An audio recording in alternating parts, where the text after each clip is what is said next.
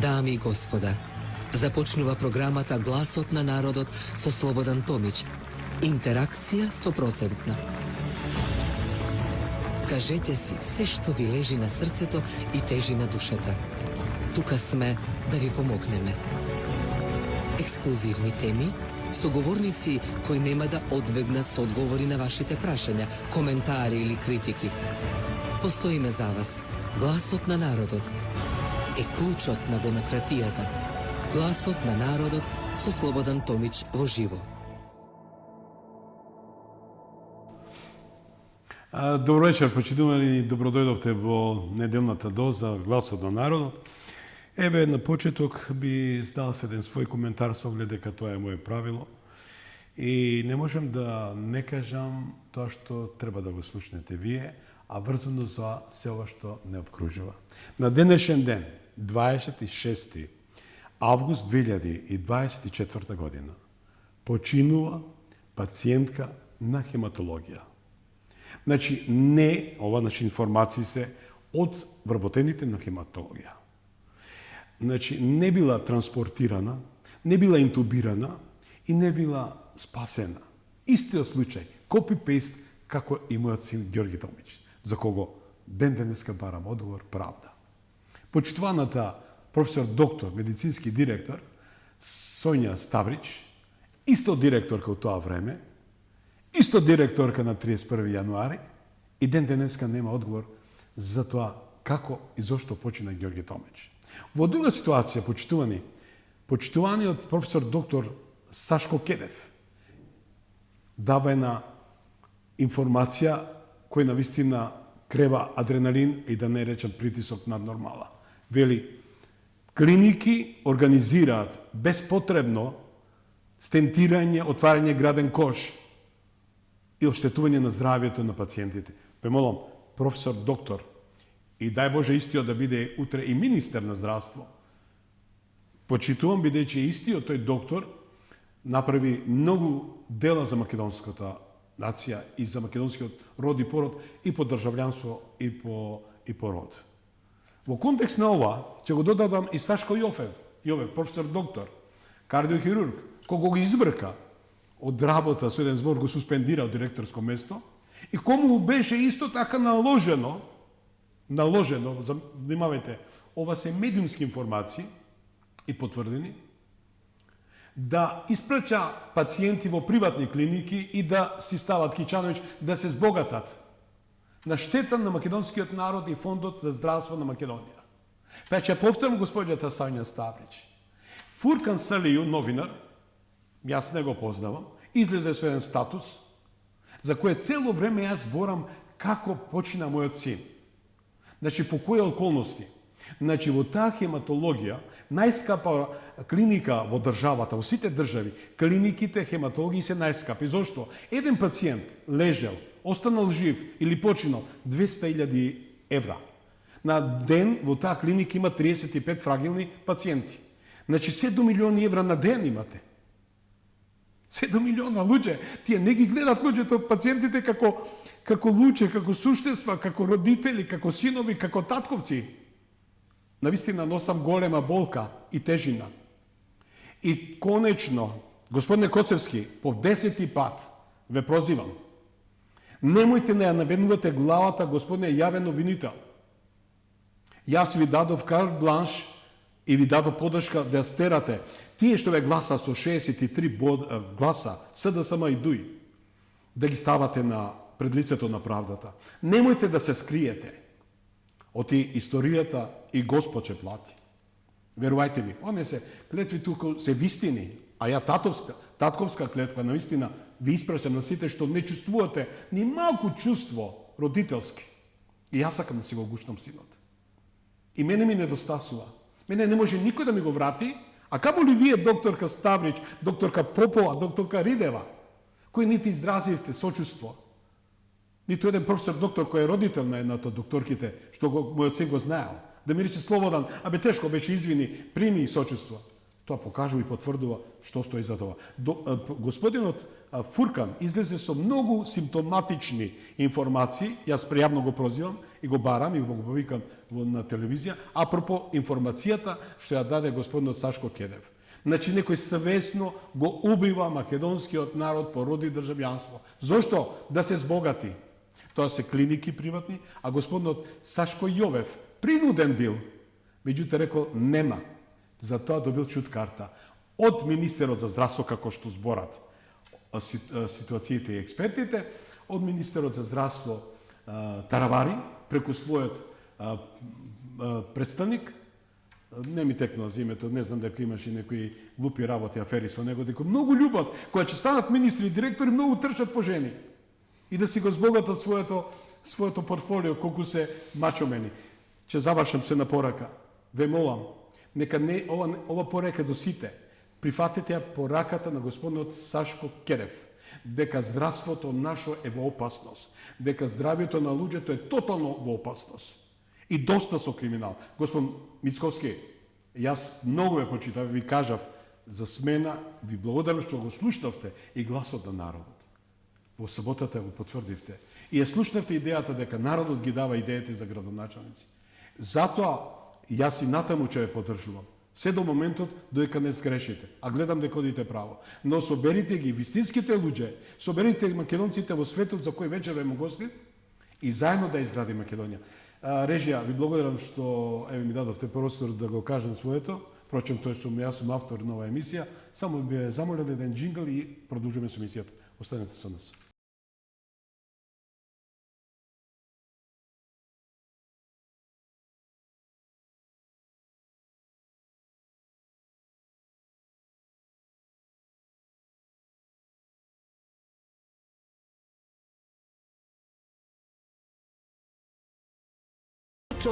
На демократијата. Драги мои, проштевете, не да се просто таа луѓе сме со емоции и навистина се тоа што се случува и вас да ве тангира. И вие сте родители, вие сте пациенти и треба да се заинтересирате за вашата здравствена ситуација иднина. Секогаш диаспората ми е во душата, во срцето, тоа го кажувам. Без нив сме нула. Без нашите македонци кои се ремек дела во светот, верувајте ми, економијата, културата, бизнисот, политиката не може да оди. Задоволствам е што вечер во почитување е со мене Филип Клетников, наскоро доктор по науки. Специјалност му е средновековна историја. Да бидам искрен и син на еден наш голем ерудит, голем македонец Ефтим Клетников, но од многу одамна сакав да го поканам Филип и денот денешен и Бог сакаше да го поканам денеска. Добро вечер и добро дојде, Филип. Добро ве најдов и ви благодарам на поканата. Задоволствам што еве реков дека Македонија има со што да се гордее. Македонија има со што секаде да збори дека има силни адути во своите ракови, да рече да, ние сме народ со кредибилитет, со авторитет, со вистина и се она што значи Македонија. Нашиот работен наслов Европски версус македонски идентитет или поднаслов смееме ли да бидеме слободен народ или европски шаблон. Во интерес на времето, бидејќи сакам само вие да зборите, како ја гледаш, Филип, сета оваа ситуација што нам ни се случува од нашите пријатели европјаните кои имате двоен стандард наспроти нашето постоење, идентификување како македонци, како Македонија, како македонски народ и се тоа? Па, одма да одговорам на насловното прашање. Поелете. Не, за жал ние не смееме да бидеме во Европа македонски народ и со македонски идентитет. Тоа е очигледно уште од, ако говориме за Европската Унија, тогаш ми се чини уште Европска заедница, уште од Лисабонската декларација натаму тоа стана очигледно и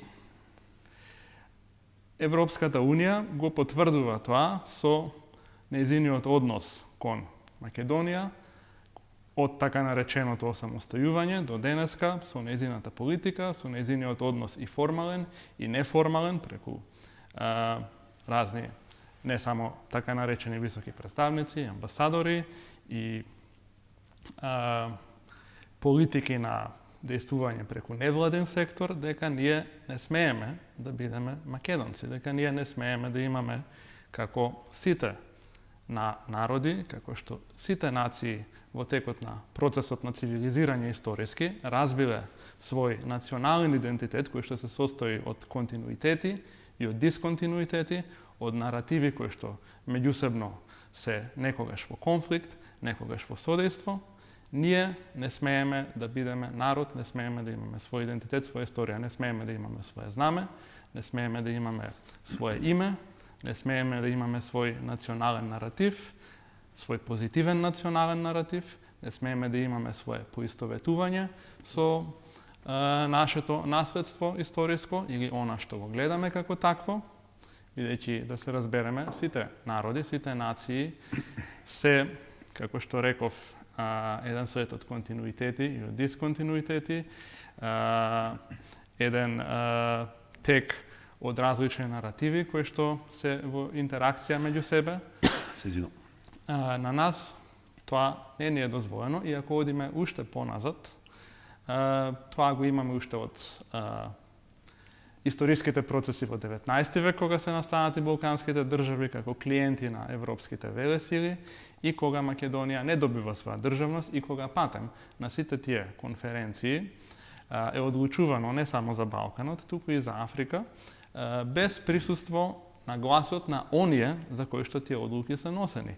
Тоа секако не може да се нарече демократија, не може да се нарече слобода, тоа е една форма на авторитаризам, на колониалистички авторитаризам, да се одлучува без војата на оние за кои што се одлучува, да им се наметнува наратив на оние за кои што се одлучува кој им е туѓо тело и да се третираат, да се експлоатираат при тоа економски и да се понижуваат културолошки. Тоа се класични облици на колониализмот, кои што со Европската Унија, која што да подсетиме дека беше основана како заедница за јаглен и челик, и тоа токму во периодот кога големите европски сили почнаа да ги губат своите колонии, тоа не е никаква организација која што е создадена за обединување на Европа или за светски и европски мир, како што гласи нејзиниот официјален наратив и наратив кој што го распространуваат еврофилите, да ги речем, кај нас и воопшто, туку таа е основана како со цел да се надмине загубата на колониите. И затоа таа е основана како заедница за јаглен и челик, потоа како Европска економска заедница, дури најпосле станува Европска Унија. Значи, дури во нејзиното име, во нејзиниот процес на историско оформување, они не кријат кој е нивниот мотив. Нивниот мотив нема никаква врска со демократија, нема никаква врска со слобода на европските народи, туку има врска со преминување од либерализам во неолиберализам, од колониализам во неоколониализам и последиците на тоа ги гледаме денеска. Тој неоколониален модел веќе не функционира. За гледачите кои прв пат ве гледаат, ние денеска се среќаваме прв пат и задоволствувам ли ќе продолжиме кај што застанавме во нека блиска иднина и дојдовте од Соединените држави на одмор, така да речам, да го посетиш семејството. Може ли за гледачите да ни кажеш, да ни се представиш колку време си, со што се занимава? Јас спомнав дека си пред докторската дисертација да одбраниш, така? Па добро, ти си малку оптимист, дали тоа ќе овде така ќе видиме, има време, но да, треба во фаза на нејзино пишување сум. Таму сум веќе 3 години како докторант и предавач на Универзитетот во Јуџин, Орегон, САД, и моментално сфера на мој интерес е нихилизмот и проблемот на нихилизмот. Со оглед дека вие сте амбасадори на Македонија, сите македонци надвор. Зошто велам, тоа не е диаспора, тоа се македонци кои заслужуваат повеќе од се ова што денеска му се и се нудат. Како им ја прикажуваш приказната за Македонија на твоите колеги? Како реагираат на се тоа? Има еден многу интересен парадокс тука, кој што го забележав уште кога прв пат бев на магистерски студии во Германија, во 2010 година, како стипендист на ДААД, Германската академска служба за размена. Тоа би го нарекол македонскиот парадокс, и кој што е последица токму на овие негаторски, етноцидни политики на Европската Унија спрема нас. А тоа е парадоксот дека Македонија е веројатно единствената држава во која што оној конститутивен народ, бидејќи европските држави сите се оформиле како национални држави, може повеќе да ја исповеда својата етничка националност надвор, отколку тука. Послободен е со други зборови да биде македонец надвор, отколку тука. Зошто? Затоа што и во Бамберг, а во Америка уште помалку, нигде не сум се соочил со проблеми кога ќе сум напишал како земја на потекло Македонија, како националност македонец. Со такви проблеми се соочуваме во сопствената држава. И тоа е таа иронија. Тоа е Мораш да кажеш ругло име кај да одиш. Ти стои на пасошот. Ти стои на личната карта. Но не ми стои да речеме на документите за прием во Орегонскиот универзитет. Сегде таму пишував Македонија и сегде кажувам дека сум од Македонија, што не го сметам за патриотски чин, туку го сметам за кажување на работите такви какви што се. И никаде сум немал проблеми со тоа. Единствено, тука имаме новинари и експерти и политичари кои што упорно запнале за Северна Македонија. И тоа со љубов го кажуваат, као да се на у казино на слот машина, колку пати ќе кажат, толку 100 евра им паѓаат од сите страни. Да, тоа е филозофијата на апаратчикот. Колку клиентелистичката или да речем антимакедонска политика на претходната влада, предводена од Зоран Заев и таа нивна герила, создаде еден јаз за вас младите македонци и дома и надвор и создаде проблем за вашата иднина и перспектива. Би рекол дека тој јаз за жал е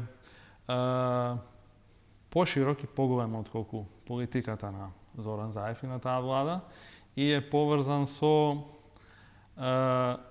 проблеми, со тенденции кои што не ја уништуваат веќе само државата, туку го разорија и македонското општество, затоа што има разлика меѓу држава и општество, и меѓу држава и татковина.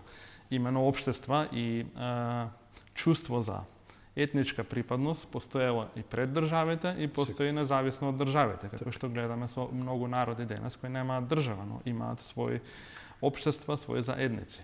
Во таа смисла, она што го уништува македонското општество е сета таа психологија и социјален опход кој што се создаде од така нареченото осамостојување до денес. А тоа би го, иако може да се говори надолго и на широко, би го субсумирал со можност дека нешто ќе биде ненамерно изоставено и пропуштено во два главни проблема кои што може да се наречат и да се сметаат како она што го викаат американците umbrella term, под кој што потпаѓаат и многу други проблеми. А тоа се дефетизмот, кој што настана од осамостојувањето па натаму и постојано растеше и го зема својот зенит токму во времето на како што би можело да се нарекува СДСС дивизијата, бидејќи запнале за тоа Северна и го наметнаа, и беа СС, меѓутоа за разлика од онаа историска СС дивизија не работеа да уништат друг народ, туку работеа да го уништат сопствениот народ. Тоа е едниот проблем, тој дефетизам, а другиот проблем е партизмот и клиентелизмот, што ништо не е поразорно од тоа за една држава, за едно општество и тоа кај нас без исклучок земаше замав меѓу двете најголеми партии и ги придонесуваше исто така за распространувањето на тој дефетизам и едноставно ги бркаше, како да кажем, не само луѓето запнале, младите си одат од државата. Јас веќе не сум ниту биолошки, ниту социолошки млад, бидејќи сум во 5-та деценија од животот. Уопшто не изгледаш, Филипе. Да, па знаете, имаат во почетокот на 19-тиот и 20-тиот век некои филозофи како што се Симел кај германците и Расел кај британците, наблюдувања за тој однос село-град. И штета што денеска тие кои што се занимаваат со проблемите на современиот човек ги заборавиле овие работи, меѓутоа они говорат за разликата меѓу селскиот и градскиот човек во процесот на урбанизација. Имено селскиот човек го губи побрзо, ја губи побрзо младоста, но изгледа како 50 години на 20, на 30 години, заради таа напорна работа, физичка и iscrпувачка, додека градскиот човек, но ги задржува нервите селскиот човек, бидејќи не е изложен на сите тие дразби на велеградот. Додека градскиот човек, спротивно на тоа, го задржува изгледот, бидејќи не е изложен на таа физичка макотрпна работа и на тие услови, на тоа сонце и на тоа невреме, но затоа го задржува од изгледот, но затоа многу брзо, уште во младоста, ги губи нервите. Да. Рекол како поднаслов на нашата тема европски версус македонски идентитет, смеме ли да бидеме слободен народ или европски шаблон? Па, го одговорив уште на почетокот тоа прашање. Не смееме да бидеме слободен народ според Европа. Но секако, нашата ступидност, односно ступидноста на нашите политички елити и за жал дел од интелектуалните елити, особено дел од академските интелектуални елити и медиумски новинари, така наречени експерти аналитичари, се состои во оној поглед, и тоа е дефетизмот за кој што говорам, дел од дефетизмот за кој што говорам, што они се однесуваат како на нас да ни треба од некој друг дозвола за нешто да бидеме. Како да нас да ни треба дозвола од некој друг да бидеме македонци, да го кажеме тоа што го мислиме, без оглед дали некој ќе се согласи со тоа или не, без оглед дали некој ќе рече тоа е точно или не. Но ние не смееме ни да го кажеме тоа што сме, тоа што мислиме дека сме, без да бараме претходно дозвола од некој. Тоа е класичен менталитет на оние во колибата на Чичко Том, на оние кои што се колонизирани во свеста, не само во економските односи, туку и во психосоцијалните односи. Видовме што значи Европа во слика, еве која беа новинарска забелешка на баци рака кај Доналд Трамп. А представуваат Европска Унија сила која дефинира страв, исто новинарска забелешка, која ти наложува дека ти не смееш да воспоставиш соработка, комуникација со сите 4 страни од компасот. Колку тоа е пред се демократски, колку тоа е човечки, хумано, имајќи факт дека еве конкретно да зборам, поранешниот или сега кандидат за една општина, Бујер Османи, кој вела туѓата болка на соседната кожа не се чувствува. Подпишувал протоколи антимакедонски. Подпишувал документи и договарал како да го реши прашањето со Бугарија и Македонија, имајќи факт дека секојаш го спомнам тој термин 22 мај 2022. Бидејќи не за медиумите, не за новинарите, каде им беше умот, па да не го поставуваат стамко прашање. Јас го детектирав и го спомнувам. Вика, па ќе ве ставиме и вас како и ние што влеговме во Уставот. Дали таквите политиканти заслужуваат простор на политичката сцена и денеска да барат подршка од народот да бидат активни политичари? Секако дека не заслужуваат. Секое сериозно општество, не само држава, за жал нашата држава е крајно несериозна. Тоа е предавство, ќе се согласите со мене, бидејќи представуваш држава, институција. Тоа е предавство, така? Казнена одредба за предавството се знае што е. Видете, ја не сум по правото, ниту сум правник, но од општествена гледна точка, така? Од социјална гледна точка, тоа е несомнено предавство. И не само него, тој и останатата група. Никај нас немаме такви правила и не случајно тоа е предавство на заедницата во која што живеете. Најголемо кривично дело кој никош не застарува, така? Јас пак ќе ви речам, не би се повикувало на правото, бидејќи немам доверба во правото како такво и бидејќи едноставно не го познавам толку. Мене повеќе ме интересираат и како некој што се занимава со хуманистичката сфера, повеќе ме интересираат неформалните текови на општеството, не толку на државата, врската меѓу нив и самото општество. Вие сте едината на Македонија, некако индивидуал, општо како македонци млади и тука и надвор. Имаме ли шанси, јас секогаш сум оптимист, не сум ја песимист, бидејќи ние сме у години во кои ќе речеме нашето не помина, ние можеме да бидеме само на потпора и да очекуваме од вас да превземете државата во своји раце. Има ли капацитет од тоа да се случи во Македонија? Како прво, тоа е неопходно, нели? Тоа е како и во сите други сфери на општеството, најактуелен е во спортот, можеби тој термин на смена на генерации. Тоа ќе се случи. Дали постои капацитет? Искрениот одговор на тоа прашање би бил не знам. Зошто? Од причина што мислите дека политиката е приватизирана? Да, тоа е една од причините, но пак ќе се навратам на она што го спомнав, дека како некој што се занимава со хуманистичките дисциплини, мене ме интересираат некои работи што кога се говори, кога се анализираат општествените текови, тие многу од тие аналитичари или експерти, така наречени, не ги земаат предвид. Тоа се оние антрополошки и психолошки и психосоцијални феномени и промени. Го спомнав дефетизмот. Тие 30 години на дефетизам, на она чувство дека кое што ни се наметнува и од надвор, на кое што како последица на емпиријата на она што ние го искусуваме како општество едноставно се срасна со антрополошката слика на македонците, нели, она кој ќе го чуете ѓубре народ сме, се создадува дефетистички генерации. Значи, пазете, не нихилистички, туку дефетистички, зашто има разлика. Нихилизмот е нешто што ги отфрла сите вредности и се сомнава во сите вредности, меѓутоа не е аморфен, не е апатичен.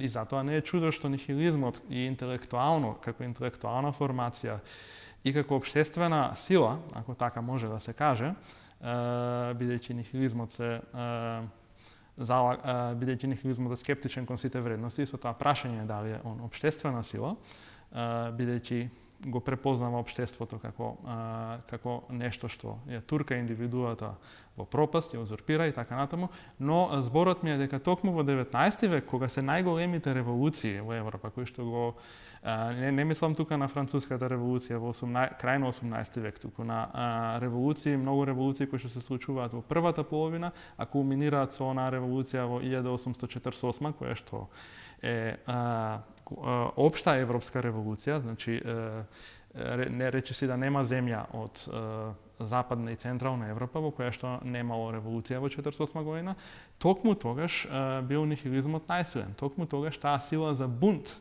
била најсилна.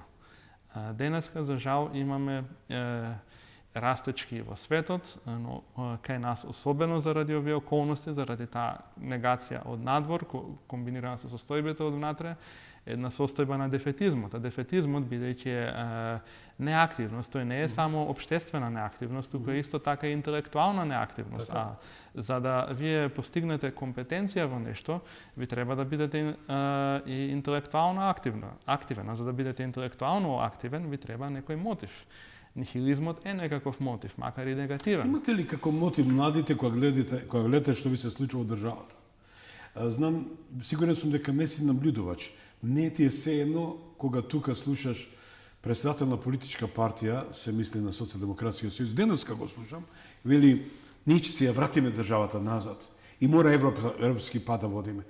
А европскиот пат вели, сменете го вашиот идентитет, прифатете ги бугарските правила, бугарскиот диктат и така. Еве, кој сме кај Бугарија. Како го дефинираш бугарскиот синдром, што ни го наметнува, ни го наметна и ни го октроира, да речем со еден збор, СДС и ДУИ во изминатиот период. И сега тоа бреме, таа тежина нам ни останува, као дамнаков меч.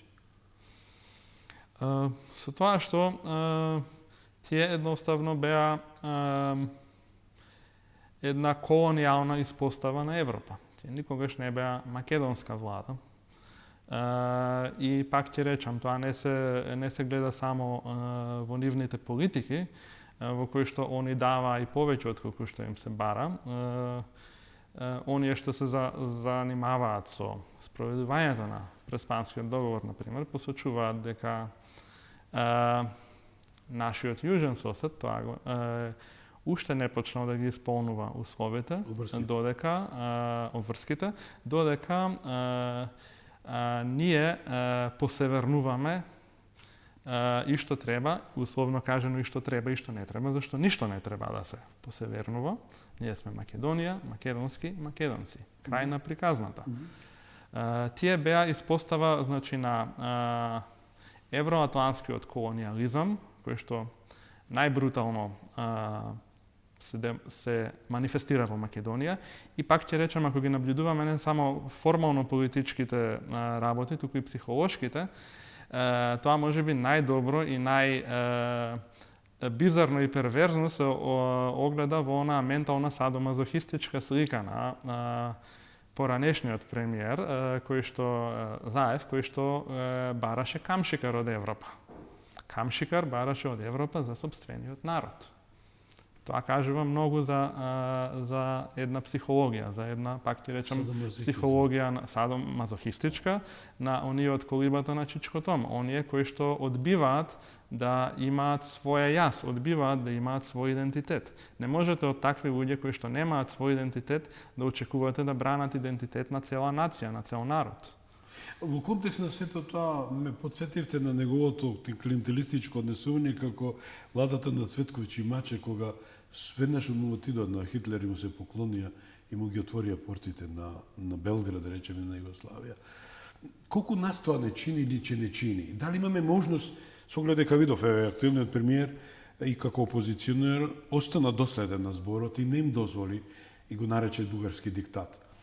Дали можеме да дали ќе го издржи, со оглед дека веќе очекуваме нашиот стратешки партнер Соединетите американски држави да ја реши ова ситуација. Од друга ситуација, упатена порака од Кристофер Хил, кој вели, ние нема да се занимаваме со Балкан и вие ќе си ги решите вашите домашни задачи. Колку е тоа искрена политика или може тоа да биде само, да речам, една завеса, а од друга ситуација да се решат работите и како? Па, тука има две работи. Прво ја спомнавте Америка, на тоа ќе се навратам подоцна ако има време, но има една прва работа која што е поважна.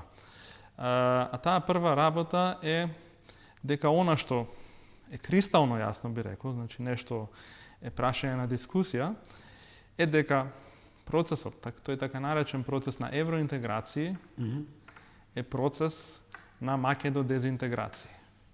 Што значи?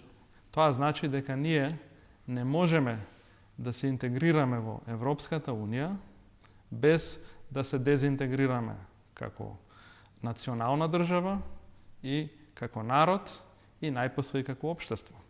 Тоа е кристално јасно уште од Лисабонската декларација, уште од промената на знамето, уште од поддржувањето на максималистичките и национал-шовинистички барања на албанските политички структури, потоа непочитување на копенхашките критериуми, непочитување на судот на меѓународниот суд, кој што донесе одлука во полза на Македонија и за името и на пресудите во Бугарија.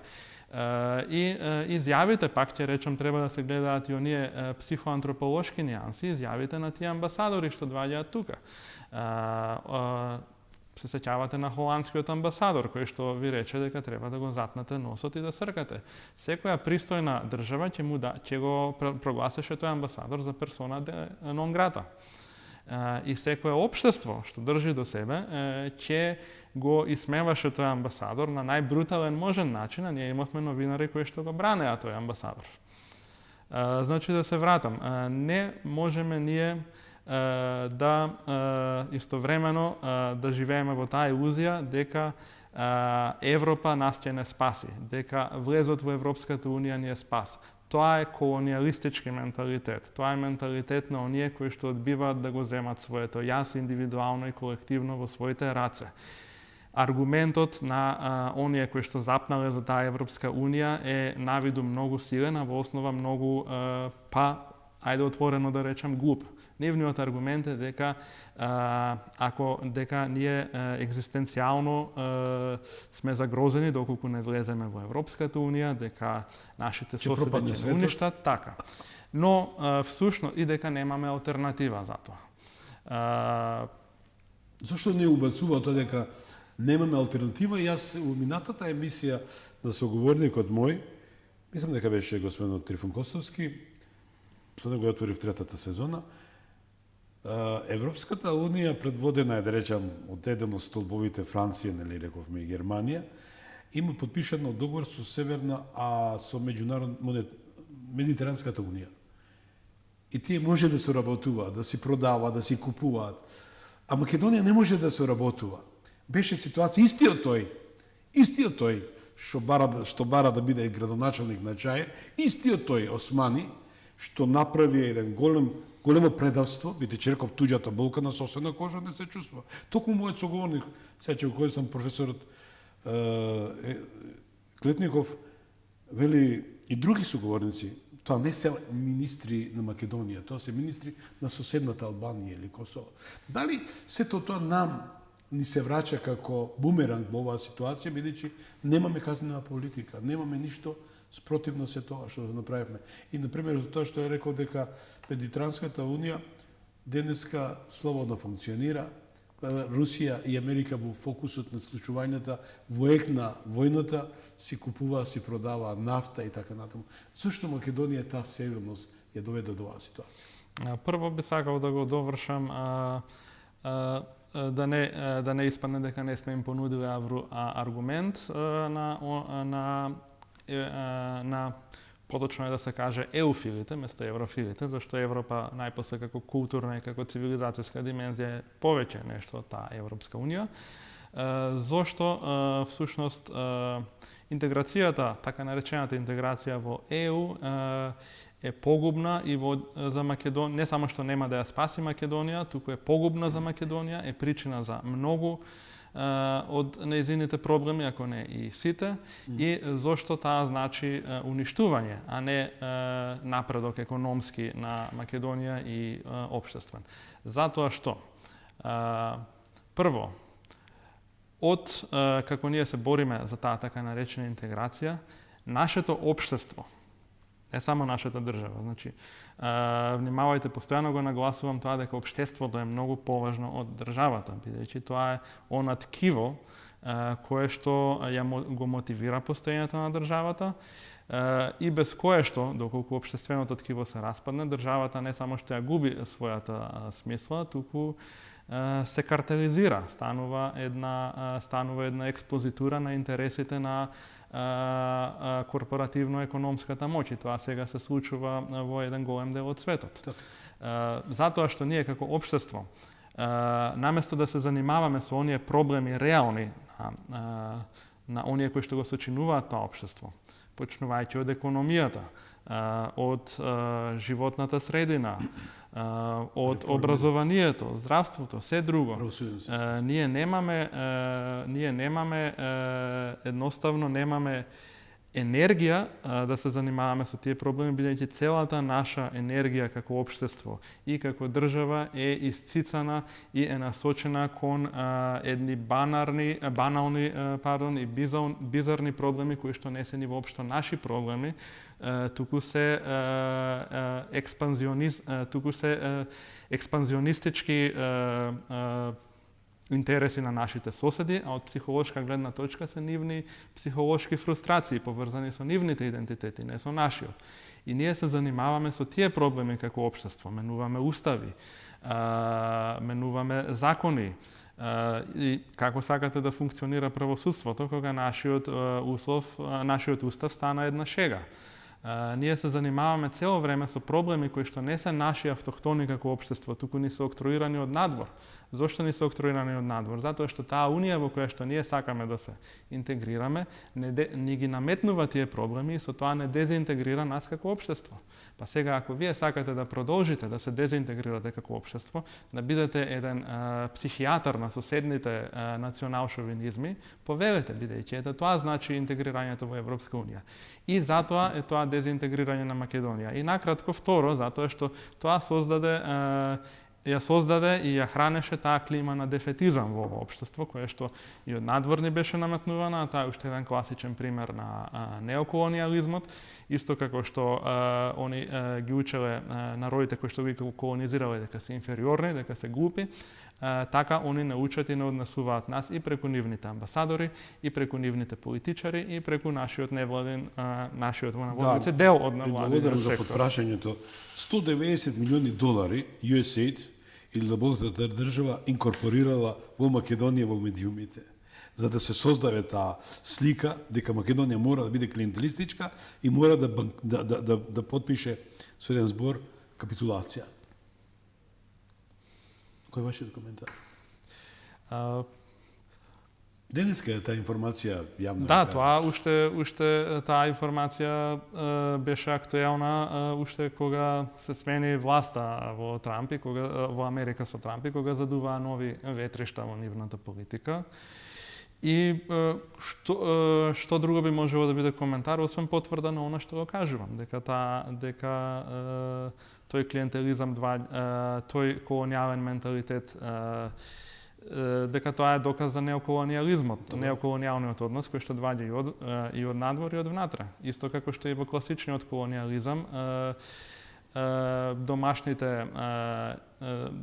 домашните измеќари биле всушност ги застапувале интересите на колонизаторот, а не на својата заедница.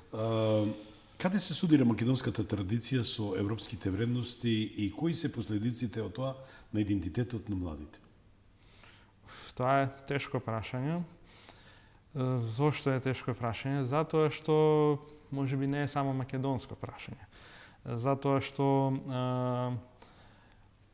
пак се враќаме на онаа важност на општеството и на оној проблем на вредностите кои што се менуваат. А тоа е дека едноставно мораме прво да прифатиме и да ја согледаме општествената стварност дека вредностите се менуваат, младите се менуваат, имаат други очекувања кои што не и тука е стапицата, тие очекувања не ги исклучуваат нужно традиционалните вредности како што тоа заговара она војна на цивилизации, војна на култури. Постои можност да се негуваат и да се усвојат и дел од традиционалните вредности и дел од, ајде да ги наречеме условно, така наречените прогресивни вредности. Филип, во една минута можеш на порака? Ова камера да упатиш, твоја порака? Па, не сум човек кој што сака да упатува пораки. Завршен збор твој. Едноставно,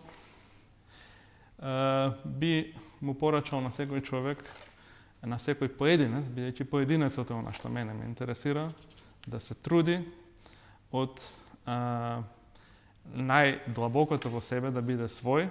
Само ќе кажам дека тоа е многу потешко отколку што изгледа, отколку што тоа секој ден ни се повторува на рекламите, тоа е најтешката работа. Бидете свој колку што можете. Почитувани, вечерва слушнавме дека македонскиот идентитет не е само прашање на држава, територија или формални правила. Тоа е жив дух, непокорен и благословен од историјата. Европа може да не учи на униформа и на формалности, но нашата сила е во духовноста и моралната непокореност. Да го чуваме и предаваме на нашите деца, затоа што тоа е наша вистинска снага и гордост. Филипе, ти благодарам многу што беше мој соговорник. Ти благодарам што мене ми даде голема енергија. Навистина бев многу даун што се рекал од сите нешта што се случуваат, но еве упати порака до сите млади македонци и сите македонци тука и надвор како се почитува и сака Македонија. Да се ми живи здрави. Благодарам. Почитувани, ви благодарам што бевте со нас во овие 45 минути. Еве, слушнавте како размислува македонецот. Дали е тука или надвор, особено младиот македонец, кој треба да ја превземе државата во своји раце. И конечно, јас навистина очекувам дека ќе се пензионират политичарите кои очекуваат од парламент директно, ја им посакам дома, не на други места. Оставите ја државата на младите, оставите ја државата на тие што знаат подобро да менаџираат и да функционира државата како вистинска демократија, не на држава со патерици. Бидете живи здрави и се гледаме во недела со исто така соговорник кој ќе го задржи вашето внимание. Следете програмата на телевизија Вистела, а вечерва на полноќ гледајте репризата. Добра ноќ.